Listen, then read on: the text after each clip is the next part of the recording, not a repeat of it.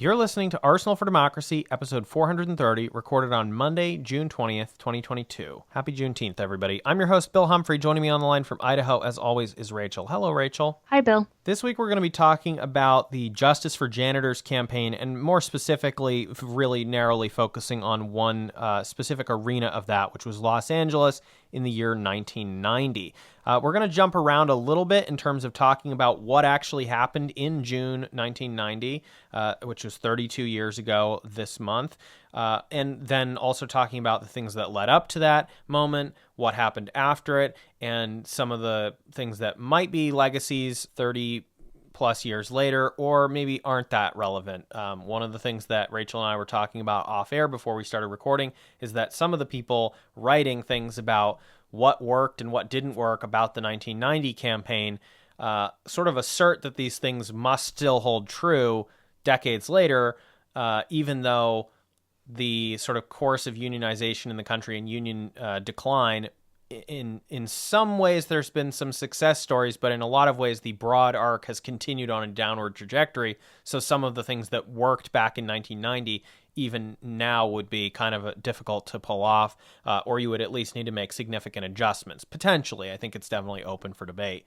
But let's get into what specifically we're focusing on today, which was June 15th, 1990. And I was inspired to do this episode by a tweet from somebody named Zach Patton, longshoreman unionist, talking about the demonstration on June 15th, 1990 that was smashed brutally by the LAPD. So this person said in their tweets, 32 years ago today, June 15th, 1990, strikers with SEIU's Justice for Janitors were attacked and beaten by LAPD. Ana Veliz was clubbed 3 times in the back and miscarried 4 days later. 21 strikers were hospitalized and 42 arrested, including Veliz. The police violence won massive sympathy for the strikers and boosted the Justice for Janitors campaign.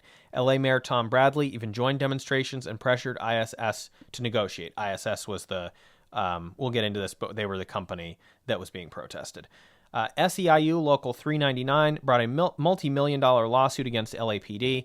Within 2 weeks, the subcontractor International Service Systems, ISS, signed SEIU Local 399's Master Building Service Agreement. The win inspired more workers to organize. When Justice for Janitors began in 1987, only 17% of LA janitorial contractors were union. By 1995, 81% were. So I want to talk first about a contemporary news report in the LA Times about this police attack. And I think that this article is useful for some of the details specifically about what happened, and it's also useful for understanding the coverage at the time. But we always want to provide the caveat that this does need to be taken with a grain of salt. The LA Times historically was a powerhouse of anti-unionism leading up to this era. I think that was still true at the time. It's been true since then as well, I would argue, and only fairly recently with the internal campaign to unionize the LA Times has maybe some of that changed a little bit, and even that I would be careful about overstating. But here are various excerpts from the article, which was headlined, Police Use Force to Block Strike March. About 24 demonstrators are injured during protests by janitors in Century City. And I've rearranged some of these excerpts because the article itself obviously is written in a certain narrative format that I don't necessarily find useful or helpful in this context. So I picked out some of the things that I thought were important to mention. And then again, we'll get into sort of the broader context to the extent that this doesn't get into it about what led to this moment and what happened after. Because this was published the day after the actual attack.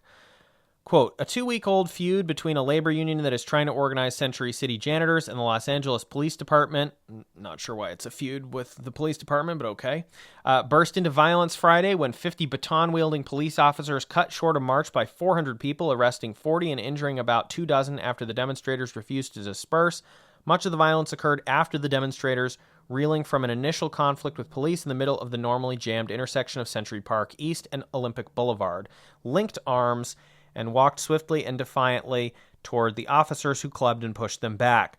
Most of the injured demonstrators suffered cuts or bruises during the half-hour shriek-punctuated confrontation, which took place around 1 p.m. as the demonstrators were marching toward a planned rally at several Century City office towers where janitors went on strike May 30th.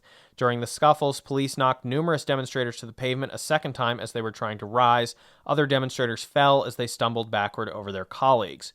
James Wood, the number 2 official in the Los Angeles County Federation of Labor who participated in the march, said police broke their promise not to interfere with the march from Roxbury Park in Beverly Hills to an office courtyard in Century City.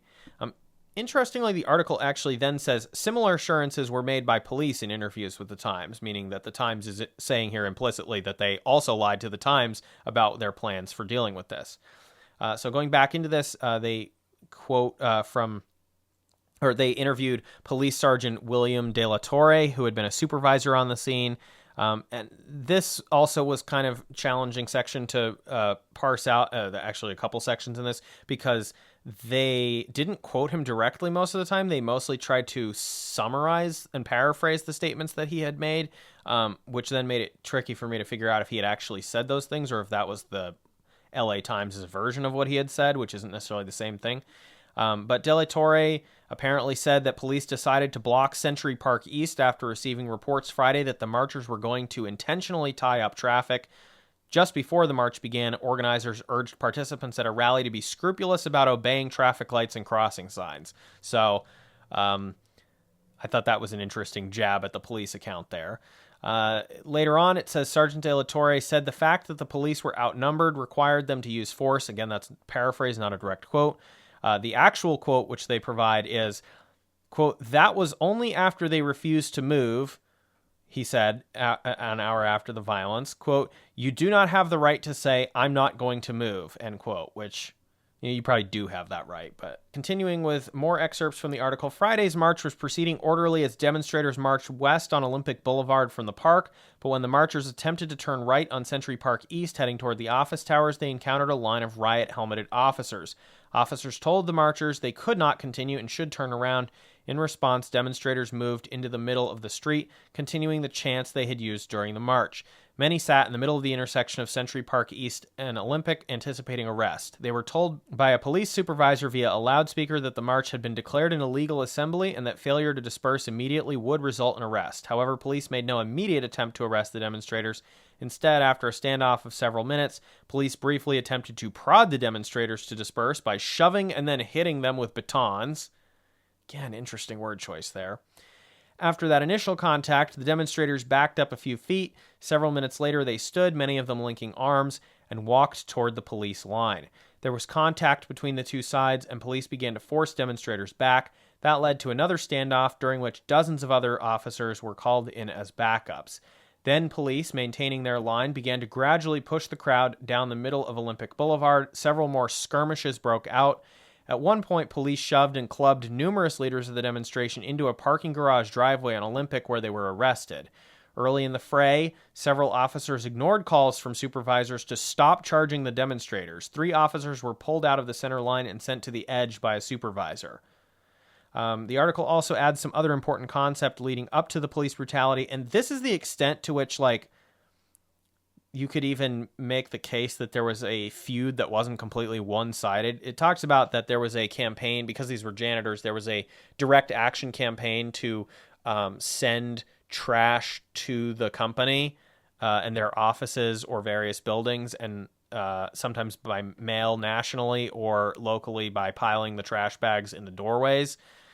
Again, doesn't really seem like a feud per se, but anyway, the article says, back on June 7th, police arrested 13 people on suspicion of blocking doorways, which normally you would think that would mean like a picket line thing, but in this case, I think they were talking about piling trash up in the doorways. The union began circulating literature accusing the police department of operating as a tool of rich business interests. Many marchers Friday symbolically wore red bandanas over their face, a tactic used by labor demonstrators in Central America to avoid detection by police. And that paragraph, I think, tells you probably quite a lot about the motives of the police in smashing this when it came to June 15th, and why they were acting so violently, completely disproportionately to the situation. They did not like this bandanas thing, and they did not like the pamphlets saying that they were tools of rich business interests, so they had to prove the pamphlets correct. There was another interesting paragraph in this LA Times article, especially considering their usual hostility to unions back then. They said the strike has drawn considerable emotional support from many quarters of Los Angeles' labor movement because the economic status of the janitors and the wealth of the businesses that they clean at night personifies the growing gap between affluent and poor citizens. Janitors in Century City make about $4.50 an hour, about $1 less than janitors with union contracts at numerous downtown Los Angeles buildings, and receive no health insurance. So, Rachel, I will turn to you finally at this point to go through some of the history leading up to this moment. What was the broader context here for the SEIU in this campaign? Yeah, so the June 15th, 1990 demonstration was just a small part of a 4-year campaign on SEIU Local 399's part to organize immigrants and other marginalized janitors that started in 1987. And that kicked off with a failed union drive attempting to organize janitors at the gas company, which was one of the largest buildings in downtown LA. Even though the drive failed, the union would continue to organize low-wage immigrant workers. So the efforts in LA were just part of a national movement to bring building service workers into the union. John Sweeney, president of the SEIU, had started the Justice for Janitors movement in 1986, starting in Denver with an action there that organized janitors. And in 1988, national organizers arrived in LA. In 1989, they started a campaign targeting workers for American Building Maintenance and Bradford Building Maintenance, which was one of ABM's subsidiaries. In April of 1989, Local 399 signed a master contract for all of downtown LA building service workers. So that's what the LA Times article was referring to, and brought the wages of the unionized downtown LA janitors up higher than what they made in Century City under non-union contracts. It's important to note here, in case this hasn't become clear from what we said already, these are the companies that they're protesting are not the places that they're doing the janitorial or custodial work. It's those companies, the office buildings or whatever, have hired outside contractors. They've outsourced the cleaning to these specialist companies that are just going to provide these cleaning services. And the debate here, the labor action here, is to try to get those outsourced workers into union contracts. Yeah, exactly. I think that the myth of the janitor that worked his way up to the vice president of the company was already a dead myth at that point. Like you said, they're all contracted janitors. They do not work for the buildings or companies that they are cleaning. They work for these subcontracted companies.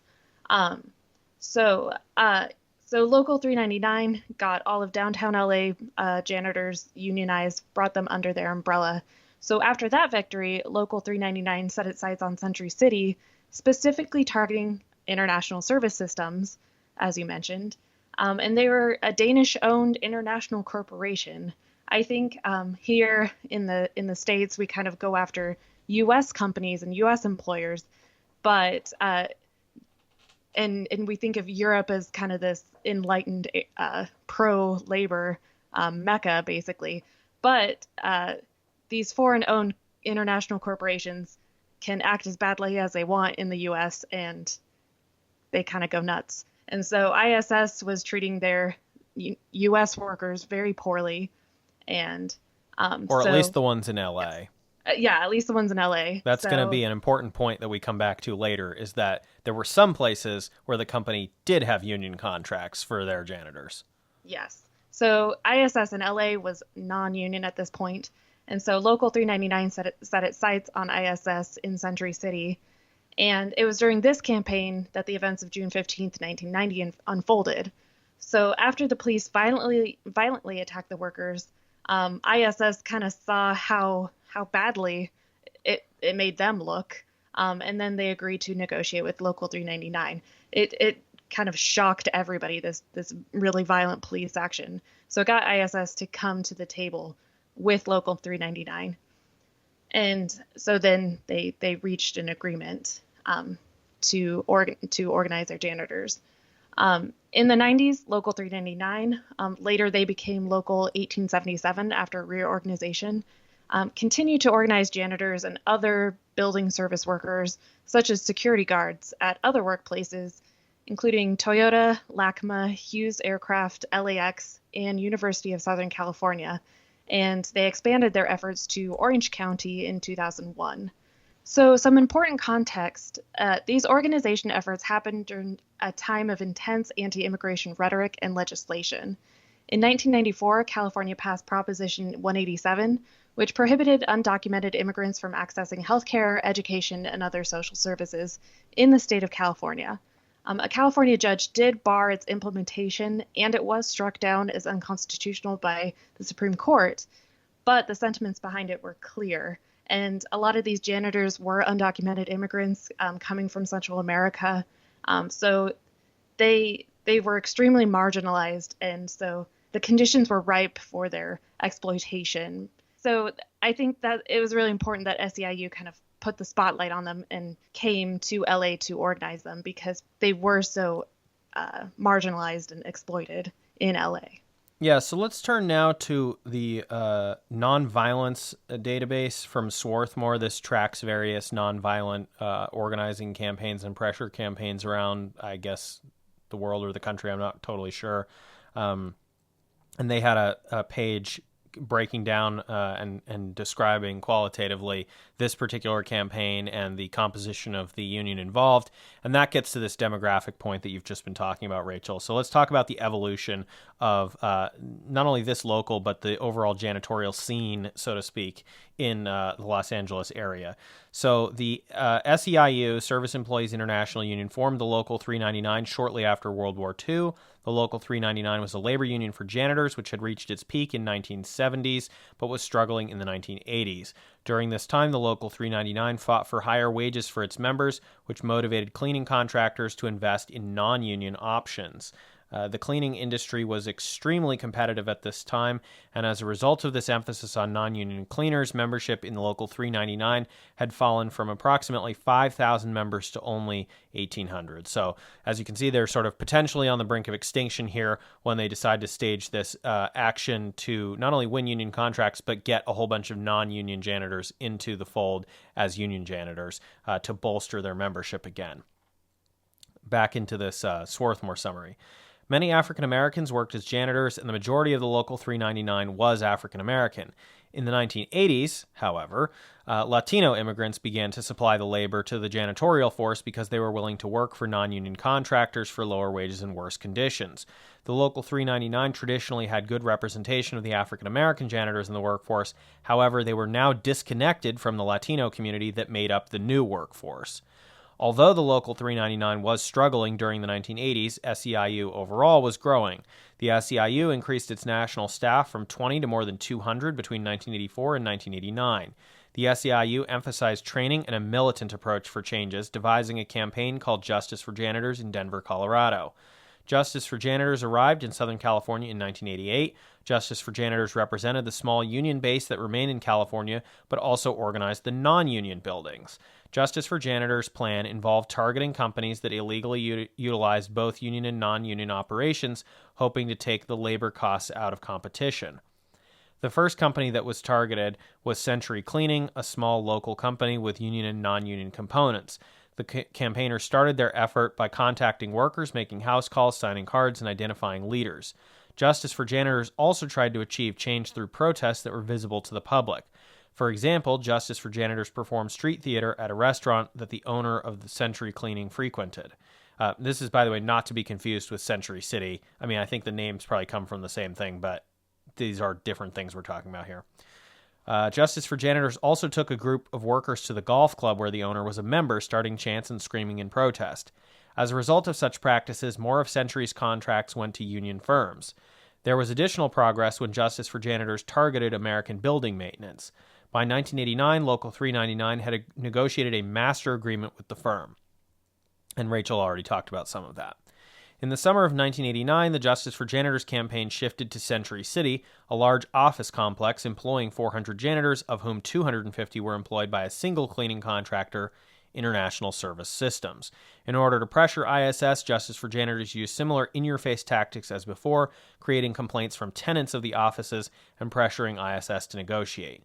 Despite this pressure, by spring 1990, the union concluded there was no other option except to strike against ISS, and the strike began on May 29, 1990. So that gives you some insights into the conditions that they had arrived at, the various strategies that, or the various tactics they had tried before we get into the strategic questions that we're going to talk about.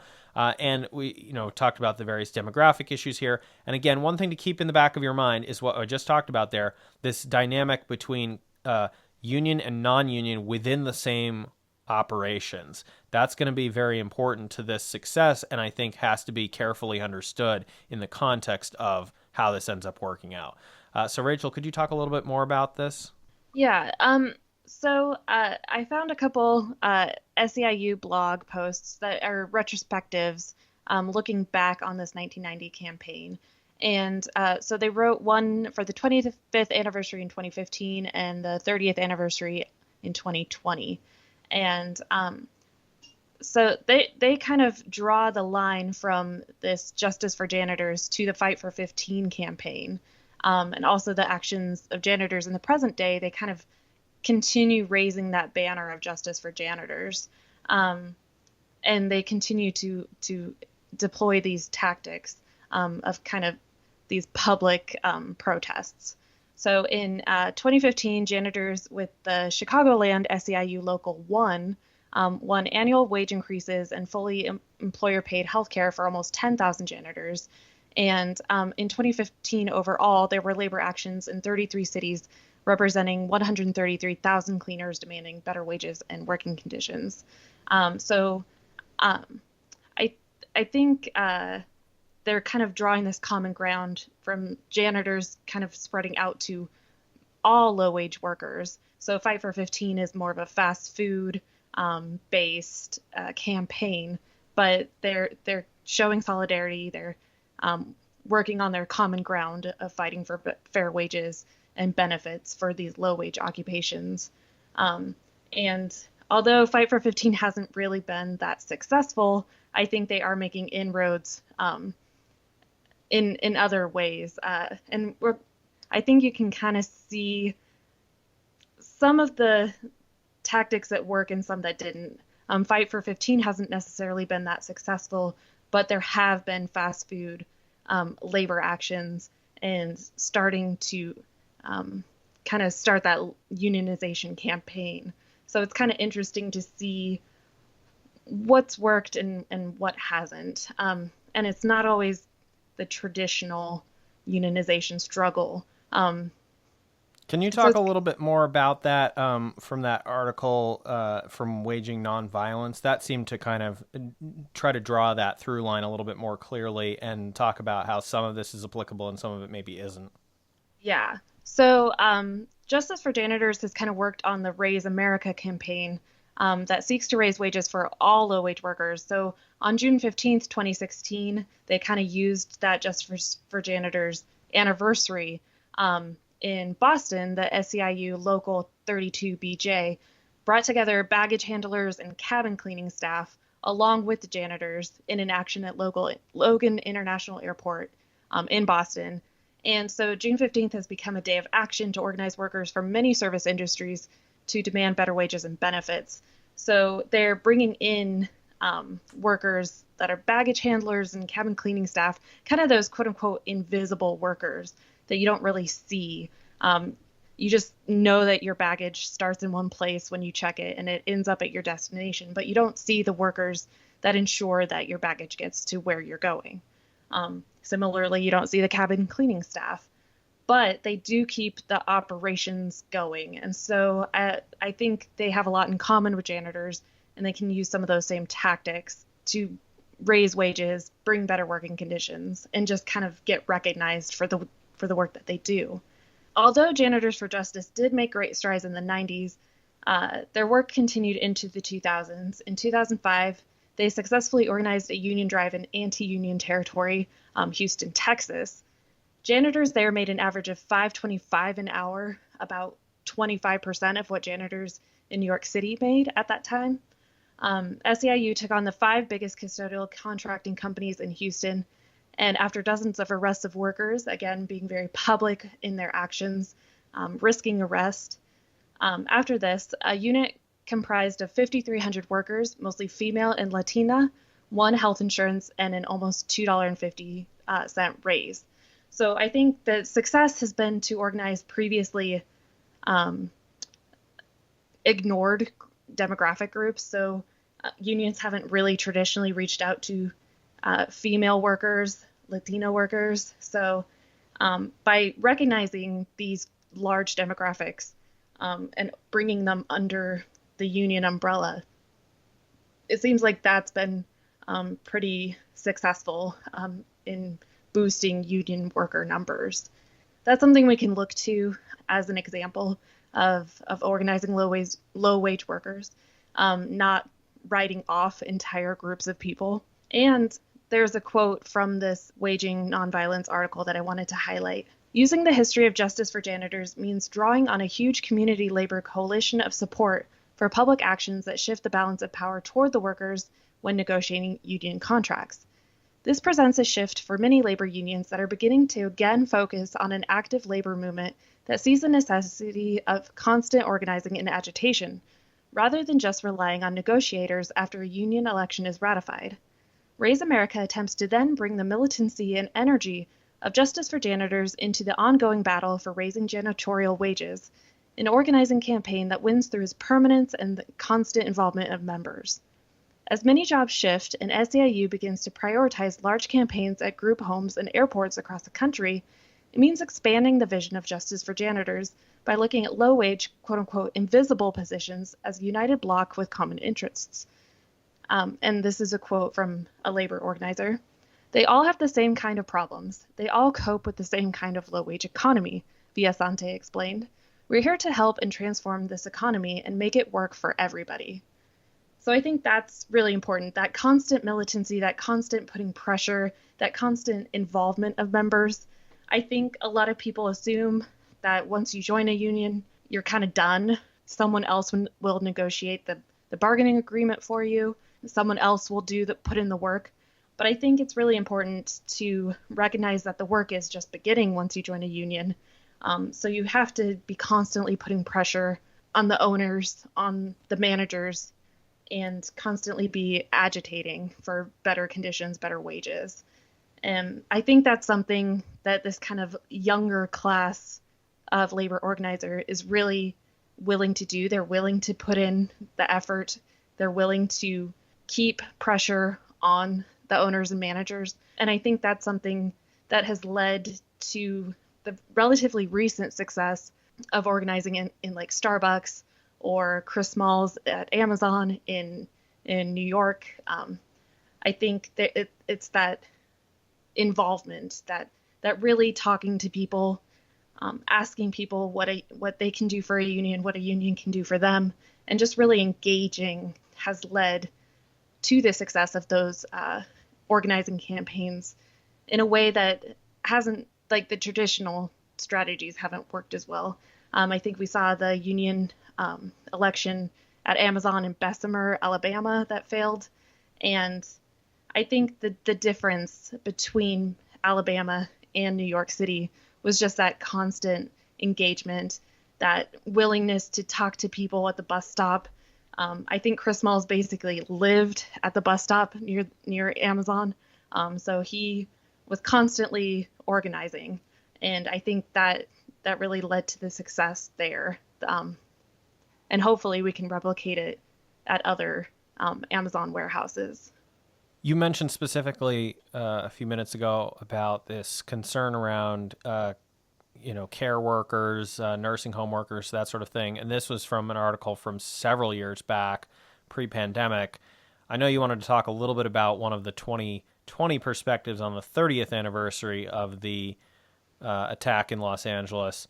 That has been something that's been on the minds of a lot of these union organizers, but it's a little bit hard to see at this point if we're making any progress on that front. And also, a lot of people died, and those were people that potentially could have been part of that struggle but their conditions were so unsafe that they just died from it.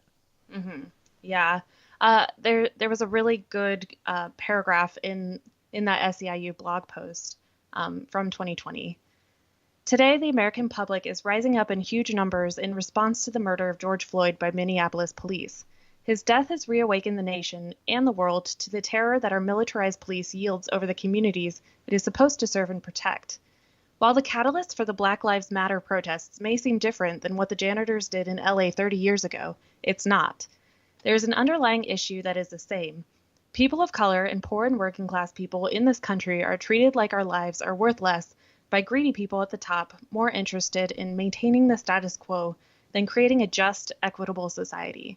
From being victims of police harassment and brutality to being the workers shoved to the front lines of the global COVID-19 pandemic without adequate pay or safety equipment, racism and economic inequality for too long have dictated who can live safely in the United States and who cannot. Guess it remains to be seen whether there will be a post-pandemic unionizing boom in those specific arenas. Yeah, I feel like we're still in the throes of it. So it's hard to really look back like this early into it, I guess. I probably in like 5 or 10 years we'll be able to have a clearer picture of just what 2020 started, hopefully. Yeah, like you said, a lot of workers have actually died, and some of them may have been natural or leaders or been passionate about unionizing, and their voices have been silenced. So it's really hard to see what the outcome ultimately will be. So before we wrap up, there is one more thing I want to talk about here. But as a reminder, of course, our sources will be up at arsenalfordemocracy.com in a PDF when this episode goes live. And there are going to be some extra materials in this one that we decided not to include in the actual body of the show, but to provide to people if they want to check it out. But the last thing I want to talk about is a 2015 article titled Justice for Janitors, A Misunderstood Success. This was written by Peter Olney and Rand Wilson. Olney was a longtime organizing director at the ILWU, and Wilson was the chief of staff for SEIU 888 in Boston, and then founded Massachusetts Jobs with Justice, which is an important organization locally here. And I want to talk about this not because I 100% agree with everything they're saying, and they may themselves not agree with everything that they said now, because this article is now 7 years old, and things are evolving and changing, and we're always learning new lessons and so forth. But there's definitely some things in this that I think are at least worth contemplating the implications of, whether or not you ultimately agree with the conclusions or think that the 2015 thoughts are necessarily applicable in light of the stuff at Starbucks and Amazon, which it's to be fair, still in a very nascent state. All exciting developments that have been happening, but they haven't gotten a contract yet, right? So long way to go on that road. But the perspective that they offer in this piece from 2015 on the misunderstood success of Justice for Janitors and specifically, but also more broadly, than the Los Angeles instance, is that they're focused on the organizing and contract dynamics of that campaign. And they note that the SEIU's May/June 1990 strike in LA was actually staged on behalf of non-union janitors in Century City, as we've tried to emphasize throughout this episode. And they believe that that reflected a specific way in which the contracts were written. And they observed that the national union didn't just provide resources to support the strike, but they also threatened sympathy strikes in other cities where they were stronger. But the same large janitorial service companies also had operations, in some cases actually unionized operations. So basically, for example, if they wanted to put pressure on the company in LA, they would threaten to do a labor action in New York or Chicago or someplace like that, where the company also could be made vulnerable to pressure. And that's sort of an important thing, especially if you have a very large national or even multinational corporation that's quite decentralized and so forth. How do you actually put pressure on them? well, you deal with the offices that they have all over the place, but also the clients that they have. That was one thing that you might not have caught it because we glided through it pretty quickly, but that earlier in the article, one of those articles that we talked about, that the clients of these outsourced janitorial service companies were pretty upset about having all these demonstrations and direct action garbage pileups and things like that at their buildings, because they're like, well, what are we paying you for? You're trashing our buildings because you can't resolve this labor dispute, and because that's one of the sort of things is with the outsourcing is, yeah, most of the time the client company is going to align with the management of the outsourced company, but only to a certain point, because at a certain point, part of the deal of outsourcing is you got to sort out your own stuff in-house in your outsourced company. And because we're not doing these services within our own company, it's your problem, not our problem, if there's a labor dispute and you need to get it resolved quickly, or we'll go with a different vendor and so forth. So I wanted to quote a few things from this article. One important line was this: what many union leaders and key staff strategists have missed is the fact that it was not a blank slate campaign disconnected from the sources of SEIU's membership and contract power. It was a campaign deeply rooted in the existing power, base, and history of SEIU. That's sort of could be argued as a thesis statement for this piece and why they called it a misunderstood success. But here are a couple longer excerpts from the article that I wanted to read. And again, I'm not saying I necessarily agree with everything, but I think there's some important points being made in here that we should be thinking about as we're sort of considering what, if any, applicability this has for lessons today. Quote, by the 1980s, much of the union's market power among urban janitors had eroded as the industry restructured to a cleaning model that relied on outsourced contract cleaners instead of permanent staff. When Justice for Janitors was launched in the late 1980s, however, the union still retained tremendous power and thousands of members in its traditional strongholds of New York City, Chicago, and San Francisco. In these cities, the union had excellent contracts with good wages and benefits for doormen and cleaners. These were the fortresses that played such a crucial role in the success of the janitors' campaigns in Los Angeles, San Jose, Oakland, Denver, and San Diego, where the battle was to reorganize weak and degraded bargaining units and organize thousands of new members. The early janitor organizations in Los Angeles recognized the importance of first rebuilding and re-energizing their base. One of the first campaigns undertaken was the contract campaign for downtown janitors. That's what Rachel talked about earlier. Cecile Richards skillfully directed a winning contract fight for the approximately 1,000 janitors in the core market of LA. The contract struggle gave the union a new core group of supporters, many of whom became the frontline soldiers in the campaign to organize the vast non-union market outside of downtown.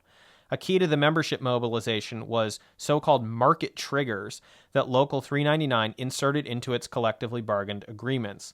The triggers provided for automatic increases in wages and benefits if the janitors union succeeded in organizing 50% or more of the commercial buildings in mutually agreed upon geographic areas.